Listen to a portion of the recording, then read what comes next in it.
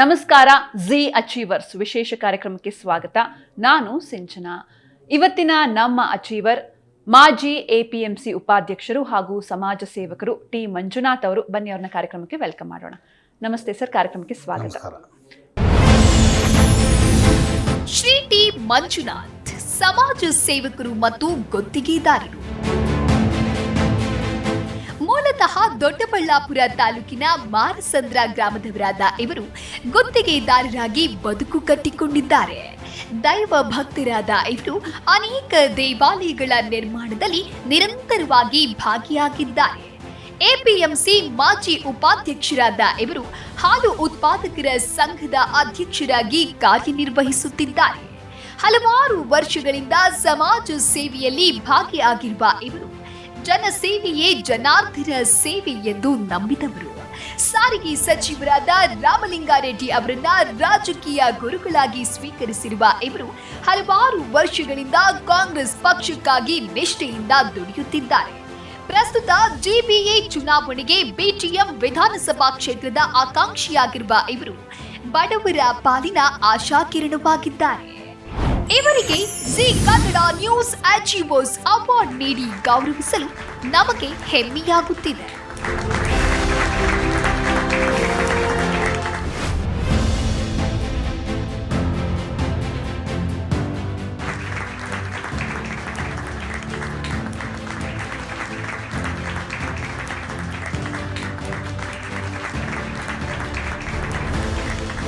ತುಂಬ ಸಂತೋಷ ಆಯಿತು. ಇವತ್ತು ತಮ್ಮ ಒಂದು ಚಾನೆಲ್ನಲ್ಲಿ ನಮ್ಮನ್ನು ಕರೆದು ಸನ್ಮಾನ ಮಾಡಿದ್ದಕ್ಕೆ ತುಂಬಾ ಸಂತೋಷ ಆಗಿದೆ ಅಂತ ಹೇಳಲಿಕ್ಕೆ ನಾನು ಇಷ್ಟಪಡ್ತೀನಿ. ಸರ್, ಇನ್ನು ಮೊದಲಿಗೆ ನೀವು ಮೂಲತಃ ದೊಡ್ಡಬಳ್ಳಾಪುರ ತಾಲೂಕು ಮಾರಸಂದ್ರ ಗ್ರಾಮದವರು. ನಿಮ್ಮ ಹುಟ್ಟೂರು, ಶಿಕ್ಷಣ, ಕುಟುಂಬ, ಬಾಲ್ಯದ ಬಗ್ಗೆ ಹೇಳಿ ಸರ್. ನಾನು 10/6/1970 ಜನಿಸಿದ್ದು. ನಮ್ಮ ಇವತ್ತಿನ BTM ಲೇಔಟ್ ತಾವರೆಕೆರೆ ಅಂತ ಏನಿದೆ ಆ ಗ್ರಾಮದಲ್ಲಿ ನಮ್ಮ ತಾಯಿಯವರು ಸ್ವಂತ ಊರು. ನಾನು ಹಾಗಾಗಿ ಅಲ್ಲಿ ಜನಿಸಿ ಅಲ್ಲಿ 2ನೇ ಕ್ಲಾಸ್ವರೆಗೂ 2ನೇ ತರಗತಿವರೆಗೂ ನಮ್ಮ ತಾವರೆಕೆರೆಯಲ್ಲಿ ಶಿಕ್ಷಣ ಮುಗಿಸಿ ಮತ್ತು PUCವರೆಗೂ ನಮ್ಮ ಗ್ರಾಮದಲ್ಲಿ ಕನಸವಾಡಿ ಅಂತ ಬರುತ್ತೆ, ದೊಡ್ಡಬಳ್ಳಾಪುರ ತಾಲೂಕಲ್ಲಿ ಮದುವೆ ಶನಿಮಾತ್ಮ ದೇವಸ್ಥಾನದ ಹತ್ರನೇ ಬರುತ್ತೆ. ಅದು ನಮ್ಮ ಊರು ಅಲ್ಲೇ ಮಾರಸಂದ್ರ ಅಂತ ನಮ್ಮ ಸ್ವಂತ ಗ್ರಾಮ. ನಾನು ಅಲ್ಲಿ PUCವರೆಗೂ ಓದಿ ನಂತರದ ವಿದ್ಯಾರ್ಥಿ ಜೀವನ ರಾಮನಾರಾಯಣ್ ಚಲರಾಮ್ ಕಾಲೇಜ್, RC ಕಾಲೇಜ್ ಅಂತ ಇದೆಯಲ್ಲ, ಅಲ್ಲಿ BCom ಶಿಕ್ಷಣವನ್ನು ಮುಗಿಸಿದೆ. ನಂತರ ಒಬ್ಬರು ಗುತ್ತಿಗೆದಾರರ ಹತ್ರ ಬಂದು ನಾನು ಕಟ್ಟಡಗಳ ಗುತ್ತಿಗೆದಾರ ಹತ್ರ ಬಂದು ನಾನು ಕೆಲಸಕ್ಕೆ ಅಂತ ಹೋದೆ. ಅವರ ಜೊತೆಯಲ್ಲಿ ಕೆಲಸ ಮಾಡ್ತಾ ಇವತ್ತು ನಾನು ಸಹ ಸ್ವತಃ ಗುತ್ತಿಗೆದಾರನಾಗಿದ್ದೀನಿ. ಅಂದರೆ ನಮ್ಮ ಸ್ವಂತ ಪ್ರೈವೇಟ್ ಕೆಲಸಗಳನ್ನೇ ಮಾಡೋದು, ಸರ್ಕಾರಿ ಕೆಲಸ ನಾವೇನು ಮಾಡಲ್ಲ. ಹಾಗಾಗಿ ನಾನು BCom ವಿದ್ಯಾಭ್ಯಾಸ ಮತ್ತು ಆವತ್ತಿನ ಟೈಪ್ ರೈಟಿಂಗ್ ಅಂತ ಕರಿತಾಯಿದ್ರು, ಅದನ್ನು ಅದರಲ್ಲೂ ಕೂಡ ನಾನು ಜೂನಿಯರು ಸೀನಿಯರ್ ಎಲ್ಲ ಮಾಡಿದ್ದೆ. ಸ್ಟೆನೋಗ್ರಫಿನ ಅರ್ಧದಲ್ಲೇ ನಿಲ್ಲಿಸ್ಬಿಟ್ಟಿದ್ದೆ.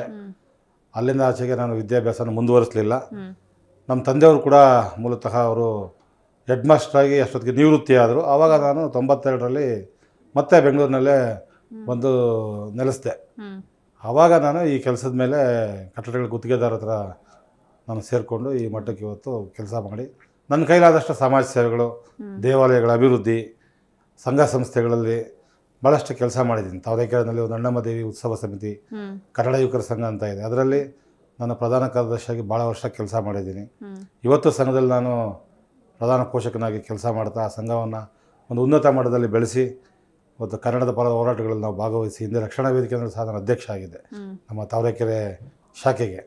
ನಂತರದ ಒಂದು 4-5 ವರ್ಷ ಆದಮೇಲೆ ನಾನು ಬಿಟ್ಬಿಟ್ಟೆ. ನನ್ನ ಕೆಲಸನೇ ನೋಡೋಕ್ಕೆ ನನಗೆ ಸಮಯ ಇರಲಿಲ್ಲ. ಹಾಗಾಗಿ ನಾನು ಅದನ್ನು ಬಿಟ್ಬಿಟ್ಟೆ. ಆಮೇಲೆ ಮಾಮೂಲಿ ವೃತ್ತಿ ಜೀವನ ಮುಂದುವರಿಸ್ಕೊಂಡು ಇವತ್ತು ನನ್ನ ಕೈಲಾದಷ್ಟು ಸಮಾಜ ಸೇವೆಗಳನ್ನು ಮಾಡಿದ್ದೀನಿ.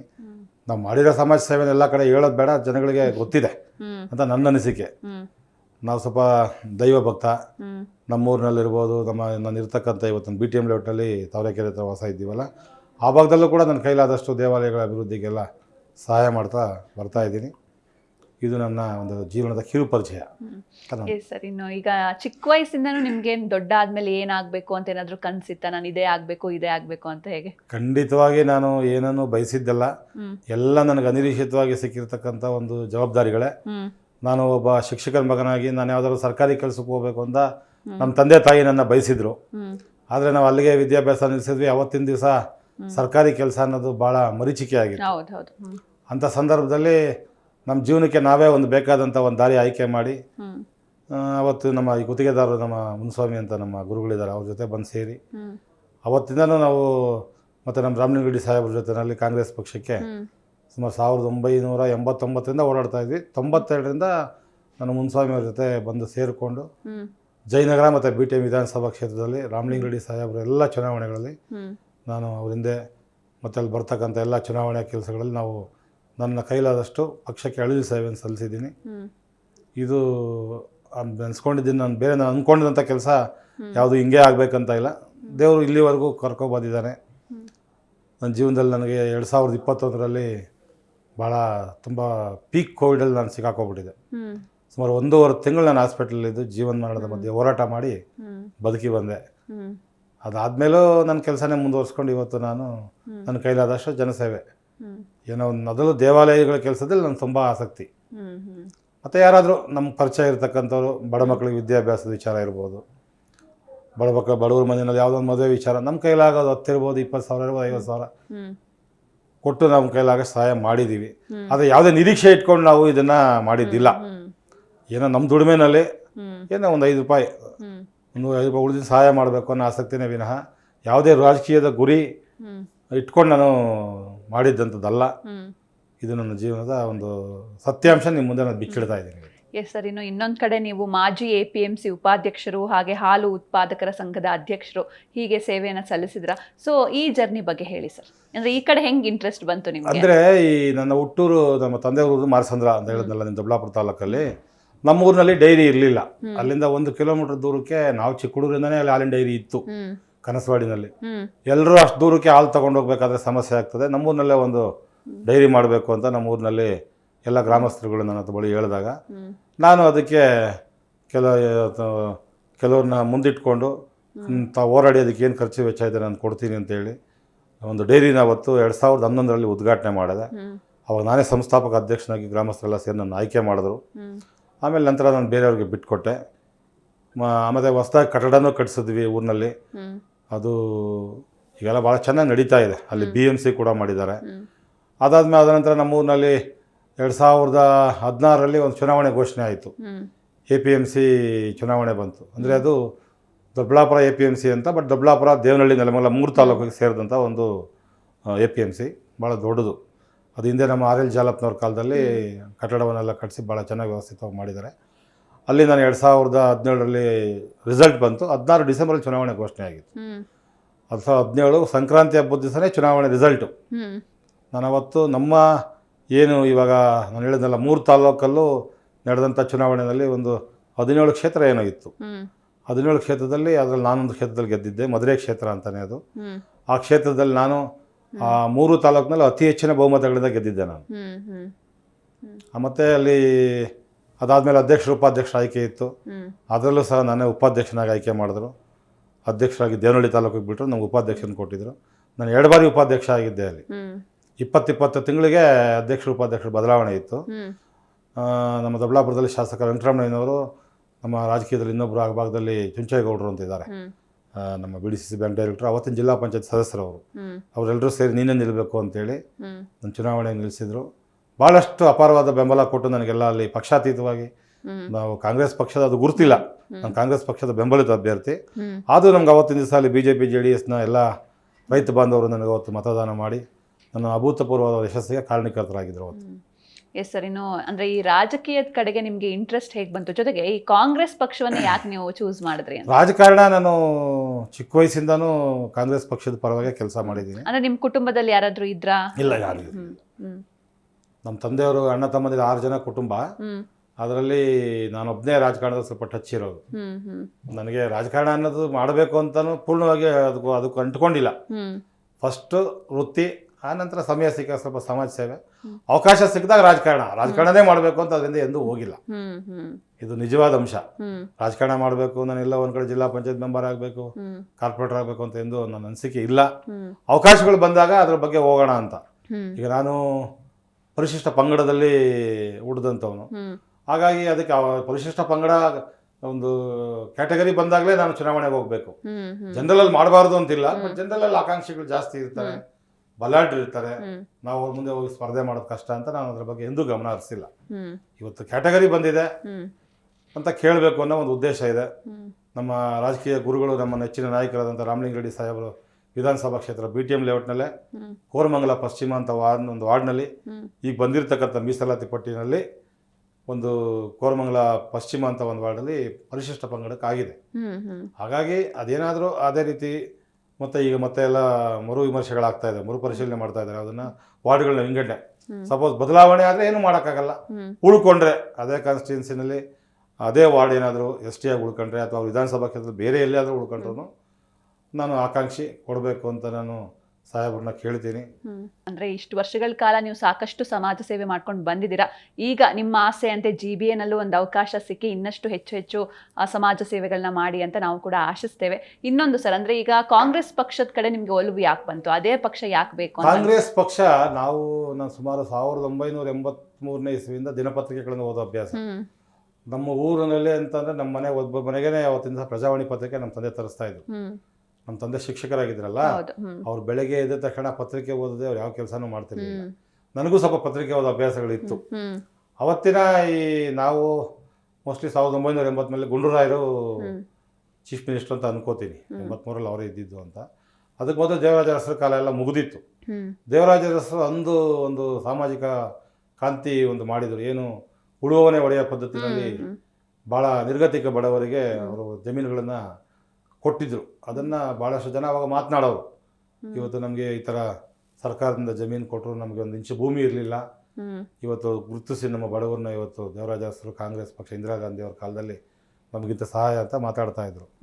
ನಮ್ಮದು ಸ್ವಲ್ಪ ಬಡವರ ಪರವಾದ ಧ್ವನಿ ಇರೋಂಥ ಮನಸ್ಸು ಮೊದಲಿಂದನೂ, ಇವತ್ತು ಅದೇ ಅವತ್ತು ಅದೇ.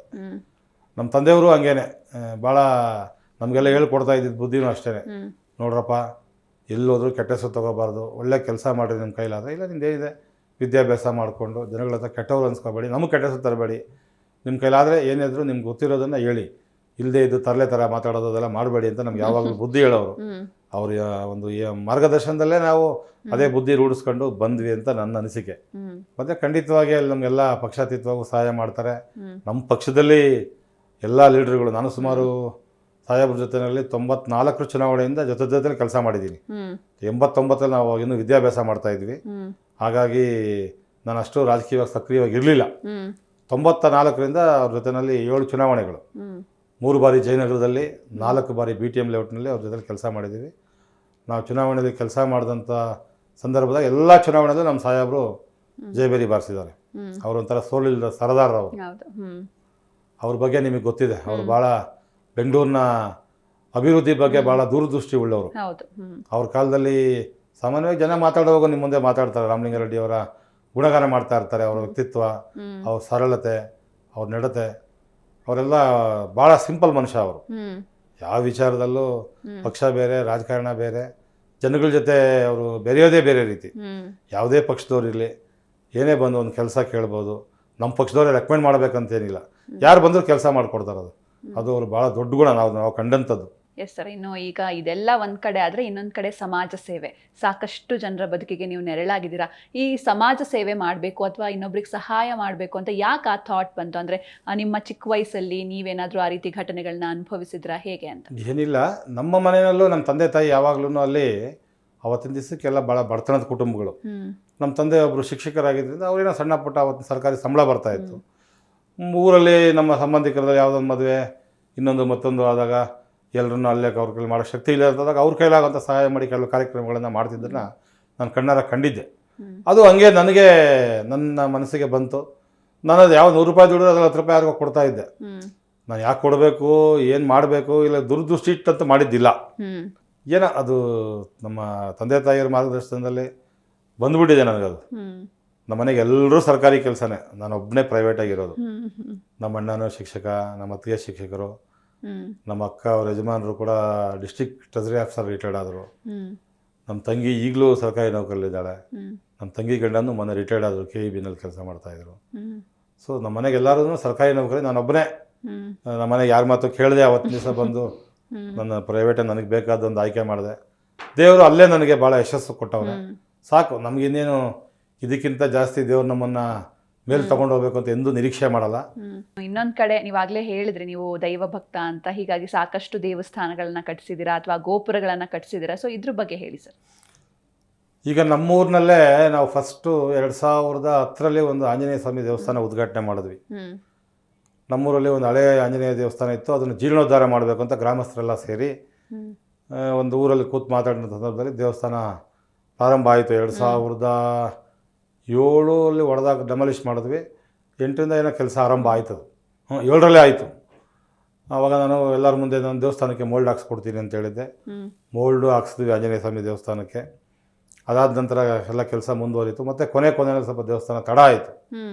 ಸ್ವಲ್ಪ ಗ್ರಾಮಸ್ಥರೆಲ್ಲ ಹಿಮ್ಮುಖ ಆಗ್ಬಿಟ್ರು. ಅವಾಗ ಕೊನೆ ಹಂತದಲ್ಲಿ ಖರ್ಚುಗಳು ಜಾಸ್ತಿ ಇತ್ತು. ಆವಾಗ ನಮ್ಮೂರಿನ ಎಲ್ಲ ಯುವಕರು ನನ್ನ ಹತ್ರ ಹಿಂಗಾಗ್ಬಿಟ್ಟಿದೆ, ಇನ್ನು ಕೊನೆಯಲ್ಲಿ ನಿಂತೋಗಿದೆ ಅಂದರು.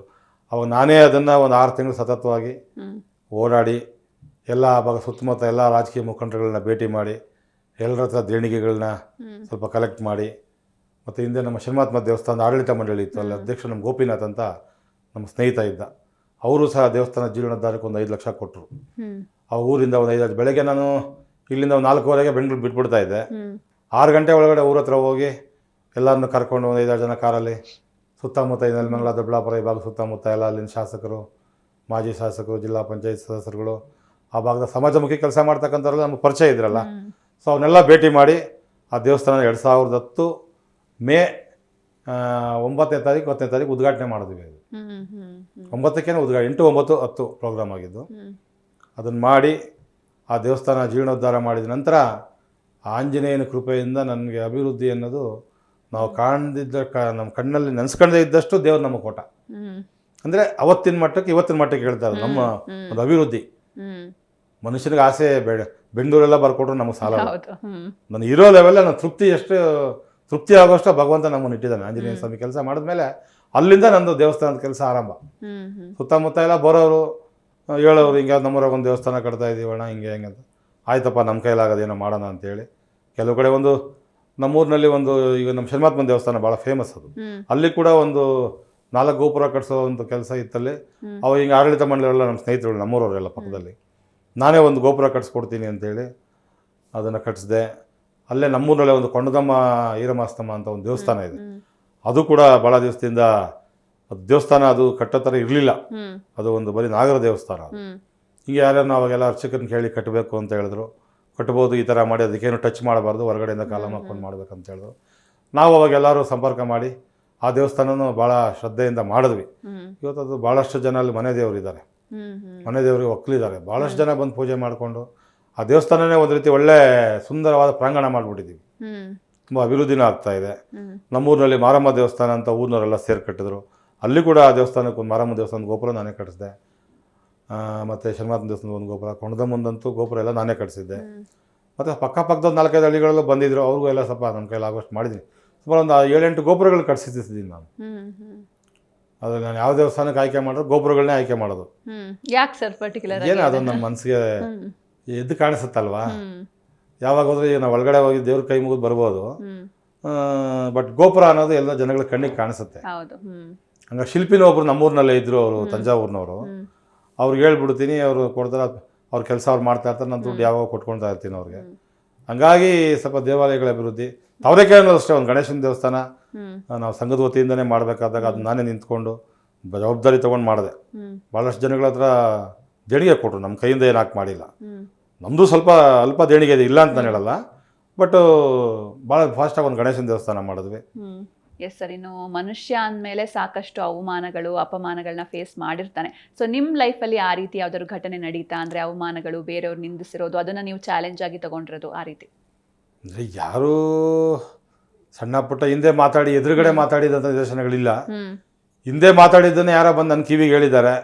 ನಾನು ಅದನ್ನು ದ್ವೇಷ ಆಗಲಿ ಅಸೂಯೆ ಆಗಲಿ ಪಟ್ಟು ಸಾಧನೆ ಮಾಡೋಕ್ಕೆ ಹೋಗಿಲ್ಲ. ಒಂದು ಕಿವಿಲಿ ಕೇಳಿ ಒಂದು ಕಿವಿಲಿ ಬಿಟ್ಬಿಟ್ಟಿದ್ದೀನಿ.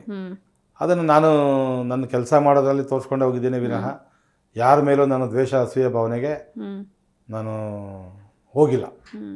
Yes sir. ಇನ್ನು ನೀವು ಗುತ್ತಿಗೆದಾರರಾಗೂ ಕೂಡ ಕೆಲಸ ಮಾಡ್ತಾ ಇದ್ದೀರಾ. ಸೊ ಆ ಒಂದು ಕೆಲಸದಲ್ಲಿ ಏನೆಲ್ಲ ಚಾಲೆಂಜಸ್ ಇರುತ್ತೆ ಸರ್? ಗುತ್ತಿಗೆದಾರರ ಕೆಲಸದಲ್ಲಿ ಚಾಲೆಂಜಸ್ ಅಂದರೆ, ಈಗ ತಮಗೆ ಗೊತ್ತಿದೆ, ಬಿಲ್ಡಿಂಗ್ ಕಟ್ಟಬೇಕಾದ್ರೆ ಅಕ್ಕಪಕ್ಕದಲ್ಲಿ ಹಲವಾರು ತೊಂದರೆಗಳಿರ್ತವೆ. ಮತ್ತು ಒಂದು ರಸ್ತೆಯಲ್ಲಿ ಮೆಟೀರಿಯಲ್ ಹಾಕೋದಕ್ಕೂ ಅಕ್ಕಪಕ್ಕದಲ್ಲಿ ವಿರೋಧ ಇರುತ್ತೆ. ನಾವೆಲ್ಲರ ಹತ್ರನೂ ಚೆನ್ನಾಗಿ ಮಾತಾಡಿಕೊಂಡು ಯಾವುದೇ ತೊಂದರೆ ಆಗದಂಗೆ ಅಕ್ಕಪಕ್ಕದಲ್ಲಿ ಏನು ತೊಂದರೆ ಆದ್ರೆಲ್ಲ ಕ್ಲಿಯರ್ ಮಾಡಿಕೊಟ್ಟು, ಮತ್ತು ನಮಗೆ ಕಟ್ಟಡಕ್ಕೆ ಗುತ್ತಿಗೆ ಕೊಟ್ಟಂಥವ್ರಿಗೂ ಅಷ್ಟೇ ಅವ್ರು ಯಾವುದೋ ಸಣ್ಣ ಪುಟ್ಟ ಚೇಂಜಸ್ ಕೇಳ್ತಾರೆ. ನಾವಿದು ಜಾಸ್ತಿ ಆಗುತ್ತೆ, ಇಷ್ಟು ಕೊಡಿ ಅಷ್ಟು ಕೊಡಿ ತಿಂದು ಕೇಳಲ್ಲ. ನಮ್ಮ ಮನಸ್ಸಲ್ಲಿ ಒಂದೇ ಉದ್ದೇಶ, ಅವ್ರು ಕೆಲಸ ಕೊಟ್ಟಿದ್ದಾರೆ, ಅವ್ರ ಮನೆ ಟೇಸ್ಟ್ ನಾವು ಸಣ್ಣ ಪುಟ್ಟ ಬದಲಾವಣೆ ಮಾಡ್ಕೊಡ್ಬೇಕು. ಏನೋ ಮೇಜರ್ ಇದ್ದಾಗ ನೋಡಿ ಹಿಂಗಿದೆ, ಇದು ಜಾಸ್ತಿ ಆಗುತ್ತೆ, ಸ್ವಲ್ಪ ಇದನ್ನ ನೀವು ಅರ್ಧ ಕೊಡಿ, ನಾವು ಅರ್ಧ ಹಾಕ್ಕೊಂಡು ಮಾಡ್ತೀವಿ ಅಂತ ಹೇಳ್ಬೋದೇ ವಿನಃ ಇದನ್ನು ಮಾಡೋಕ್ಕೆ ಆಗಲ್ಲ, ನಾನು ಮಾಡೋದೇ ಇಷ್ಟು ಅಂತ ನಾನು ಎಂದೂ ಹಠ ಮಾಡೋದಿಲ್ಲ. ಅದು ಇವತ್ತು ನನಗೆ ಭಾಳ ಗುಡ್ ವಿಲ್ ಆಗಿದೆ. ಈಗ ನೀವು ಕೆಲಸ ಕೊಟ್ಟರೆ, ನಿಮ್ಮ ಮನೆ ನಾವು ಚೆನ್ನಾಗಿ ಮಾಡಿಕೊಟ್ರೆ, ನೀವು 10 ಜನಕ್ಕೆ ನನ್ನ ಬಗ್ಗೆ ರೆಕಮೆಂಡ್ ಮಾಡಿದ್ದೀರ. ಹಾಗಾಗಿ ಇವತ್ತು ನಮಗೆ ಭಗವಂತ ಪುರ್ಸೋತಿಲ್ದಂಗೆ ಕೆಲಸ ಕೊಟ್ಟವ್ರೆ. ಕೆಲಸ ಯಾವಾಗಲೂ ಕೈ ತುಂಬ ಕೆಲಸ ಕೊಟ್ಟವ್ರೆ. ಸಣ್ಣ ಪುಟ್ಟ ತೊಂದರೆಗಳು ಇರ್ತದೆ, ಎಲ್ಲನೂ ನಿಭಾಯಿಸುವಂಥ ಶಕ್ತಿ ನಮಗೆ ಇದೆ ಅನ್ನೋ ಒಂದು ಮನೋಭಾವನೆಯಿಂದ ನಮ್ಮ ಕಟ್ಟಡದ ಕೆಲಸ ಕೊಡ್ತಕ್ಕಂಥವ್ರು ಇವತ್ತು ಆ ಭಾವನೆಯಲ್ಲಿ ಇದೆ. Yes sir. ಇನ್ನು ಇನ್ನೊಂದು ಕಡೆ ಈಗ ನಿಮ್ಮ ಜರ್ನಿ, ಒಂದು ಕಡೆ ರಾಜಕೀಯ ಆಗಿರ್ಬೋದು, ಇನ್ನೊಂದು ಕಡೆ ನೀವು ಗುತ್ತಿಗೆದಾರರು, ಇನ್ನೊಂದು ಕಡೆ ಸಮಾಜ ಸೇವೆ. ಸೊ ಈ ಒಂದು ಜರ್ನಿಗೆ ನಿಮ್ಮ ಫ್ಯಾಮಿಲಿ ಸಪೋರ್ಟ್ ಹೇಗಿದೆ ಸರ್? ನಮ್ಮ ಫ್ಯಾಮಿಲಿನಲ್ಲಿ ಏನಂದರೆ ಅವ್ರ ಪಾಪ ಯಾವುದಕ್ಕೂ ತಲೆ ಕೊಡೋಲ್ಲ. ಅಲ್ಗೂ ಅವರು ಸ್ವಲ್ಪ ರಾಜಕೀಯ ಅಂದರೆ ಇದೆಲ್ಲ ನಮಗೆ ಬೇಕಾ ಅಂತಾರೆ. ಸಮಾಜ ಸೇವೆ ಬಗ್ಗೆ ಏನು ವಿರೋಧ ಮಾಡಲ್ಲ. ಮಾಡಿ ದೇವ್ರ ಕೆಲಸ ಅದೆಲ್ಲ ಏನೋ ನಿಮ್ಮ ಮನಸ್ಸಿಗೆ ಬಂದಿದ್ದು ಮಾಡಿ, ಅದಕ್ಕೆಲ್ಲ ಎಂದು ವಿರೋಧ ಮಾಡಲ್ಲ. ಸ್ವಲ್ಪ ರಾಜಕಾರಣಕ್ಕೆ ಅಷ್ಟೇನು ಉತ್ತೇಜನ ಮನೆಯಿಂದ ಕೊಡಲ್ಲ ನನಗೆ. ಆಯಿತು ನೋಡಿ, ನಿಮ್ಮ ಇಷ್ಟ, ನಾವೇನು ಮಾಡೋಕ್ಕಾಗಲ್ಲ. ಅವ್ರಿಗೇನಂದ್ರೆ ರಾಜಕಾರಣದಲ್ಲಿ ಟೀಕೆ ಟಿಪ್ಪಣಿಗಳು ಬರ್ತದೆ, ಅದೆಲ್ಲ ನಮಗೆ ಬೇಕಾ ಅಂತಾರೆ. ಟೀಕೆ ಟಿಪ್ಪಣಿ ನಡೆಯೋ ದಾರಿಲಿ ಎಡುವುದೇ, ಯಾರು ಮೇಲಕ್ಕೆ ಎದ್ದೊಳಕ್ಕಾಗಲ್ಲಮ್ಮ, ಎಲ್ಲ ಬಿದ್ದೇ ಎದ್ದೊಳ್ಬೇಕು ಅಂತ ಮನೆಯಲ್ಲಿ ನಮ್ಮ ಶ್ರೀಮತಿಯವ್ರಿಗೂ ಹೇಳ್ತಾ ಇರ್ತೀನಿ. ಅವರು 50-50 ರಾಜಕಾರಣದ ಬಗ್ಗೆ ಒಲವು. ಅಷ್ಟಾಗಿ ರಾಜಕಾರಣನ ಒಪ್ಪಲ್ಲ ಅವರು. ಅವ್ರ ತಂದೆನೂ ಶಿಕ್ಷಕರೇ, ಅವರು ಹಂಗಾಗಿ ನಮ್ಮ ಮಾವನವರು ಶಿಕ್ಷಕರೇ. ಅಂತಾಳೆ ಸ್ವಲ್ಪ ವಿರೋಧ ರಾಜಕಾರಣದಲ್ಲಿ 100ಕ್ಕೆ 100 ನನ್ನ ಪರವಾಗಿ ನಾವಿದ್ದೀವಿ, ನೀವು ನಿಂತ್ಕೊಳ್ಳಿ, ರಾಜಕಾರಣಕ್ಕೆ ಹೋಗಿ ನೀವು ಅಂತ ಎಂದೂ ಪುಷ್ ಮಾಡಿದ್ದಿಲ್ಲ. ನನ್ನ ಮಕ್ಕಳು ಕೂಡ ನನ್ನ ಪರವಾಗಿದ್ದಾರೆ. ನನಗಿಬ್ರು ಗಂಡು ಮಕ್ಕಳು, ಅವ್ರು ನನಗೆ ರಾಜಕಾರಣಕ್ಕೆ ಪರವಾಗಿದ್ದಾರೆ. ಅವ್ರಿಗೆ ಇಂಟ್ರೆಸ್ಟ್ ಇದೆ. ಮಾಡಪ್ಪ, ನೀನು ತೊಂದರೆ ಇಲ್ಲ, ನಾವು ಇಲ್ಲಿ ನಿನ್ನ ಕೆಲಸ ಏನಿದೆ ನಾವು ಈ ಕಡೆ ನೋಡ್ಕೊತೀವಿ, ನೀನು ಮಾಡು ಅಂತ ಹೇಳ್ತಾರೆ. ಒಬ್ಬಂದು ವಿದ್ಯಾಭ್ಯಾಸ ಎಲ್ಲ ಮುಗಿದು ಈಗ ನಮ್ಮ ವೃತ್ತಿನಲ್ಲೇ ಇದ್ದಾನೆ ದೊಡ್ಡವನು. ಚಿಕ್ಕವನು ಈಗಿನ್ನ BBA LLB ಓದ್ತಾ ಇದ್ದಾನೆ. ದೊಡ್ಡವನು ಲಂಡನ್ನಲ್ಲಿ MBA ವ್ಯಾಸಂಗ ಮುಗಿಸ್ಕೊಂಡು ಬಂದ.